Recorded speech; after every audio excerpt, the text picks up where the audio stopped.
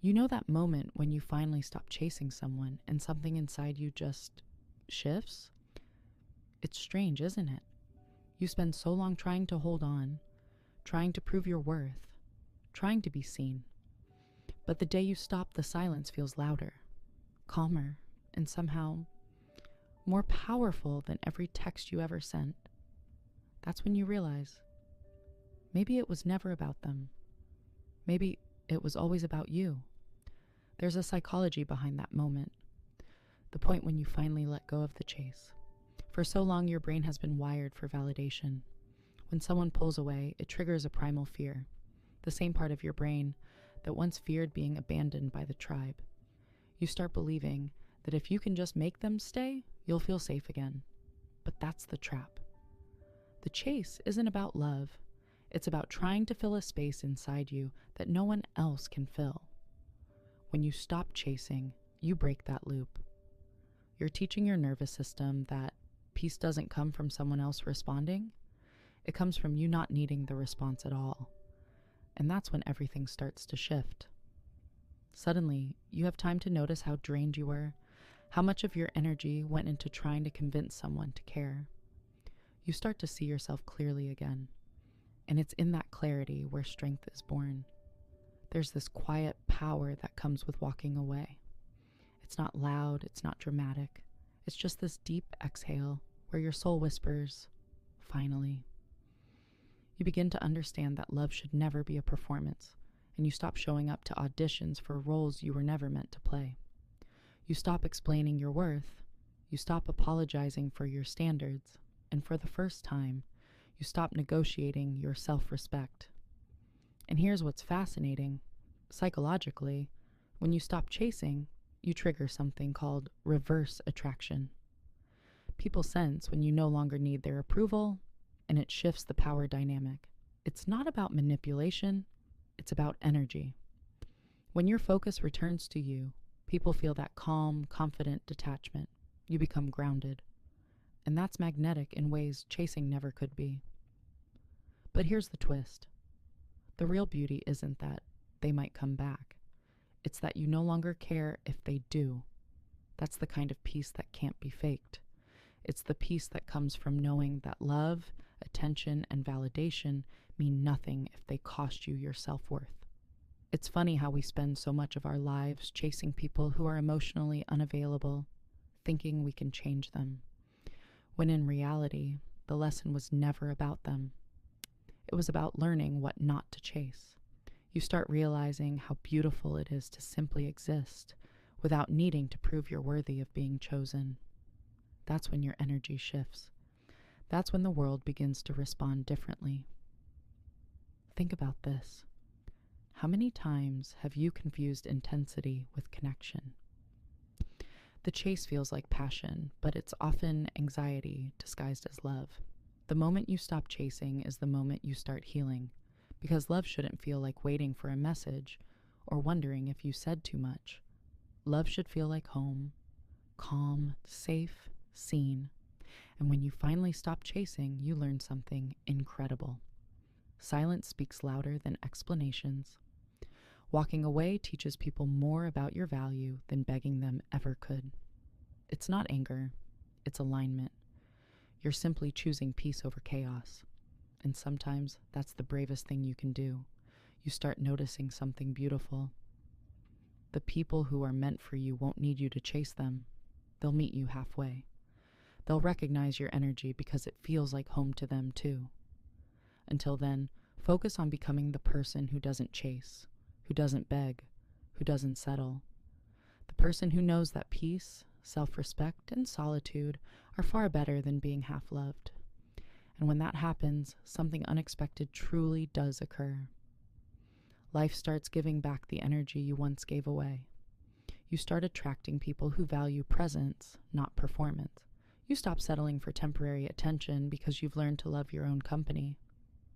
But let's go deeper, because this is where psychology gets fascinating. According to studies on attachment theory, people with anxious attachment styles often chase love as a way to soothe early wounds. Maybe as a child you had to earn affection. Maybe love was inconsistent. So your nervous system learned that love equals pursuit. Every time you chase, your brain releases dopamine, the chemical of reward, even if you never get what you're chasing. It's like a slot machine. You pull the lever, and even when it doesn't pay out, you keep trying, hoping that next time it will. But when you finally stop, your brain goes through something like withdrawal. That's why it feels uncomfortable at first. You're not just letting go of a person, you're rewiring your attachment to emotional chaos. You're teaching yourself that calm isn't boring, it's safe, and that realization changes everything. Slowly, you begin to enjoy your own silence. You stop checking your phone as much. You stop overanalyzing every word. You stop trying to fix what wasn't yours to fix.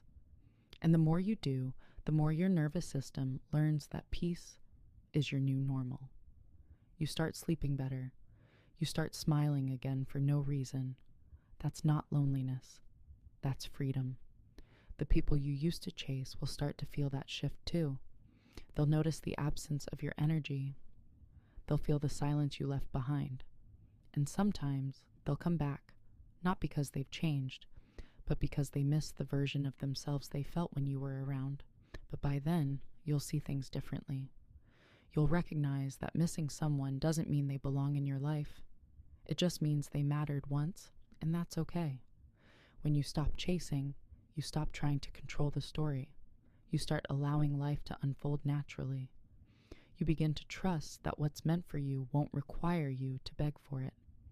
And that kind of trust, that kind of surrender, it's not weakness. It's emotional maturity. It's choosing your sanity over your ego. And here's the beautiful irony. The moment you stop chasing love is the exact moment you become ready to receive it. Because true love can't find you when you're running after validation. It finds you when you're standing still, grounded, content, and open. You'll know you've reached that place when being alone no longer scares you. When silence doesn't feel like rejection, but like rest. When you stop wondering if they'll text back and start wondering how you can make yourself proud today. That's what healing looks like. Not indifference, not walls. Just calm confidence in who you are. Even when nobody's clapping, you start living life differently. Conversations become deeper, not desperate.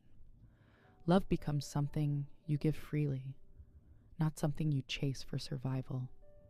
You stop chasing closure because you realize peace doesn't need their apology. You give it to yourself. And the people who are right for you, they won't make you question your worth. They won't confuse you or make you feel small. They'll bring clarity, not chaos. They'll love you quietly, steadily, without games.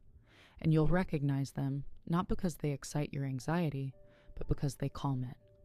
So if you're in that space right now, where you feel like you're losing someone because you finally stopped trying, remind yourself you're not losing, you're aligning.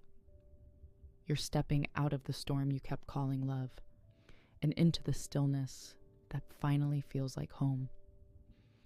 And in that stillness, something powerful happens. You meet yourself, the version of you that's been waiting under all the noise, all the overthinking, all the chasing.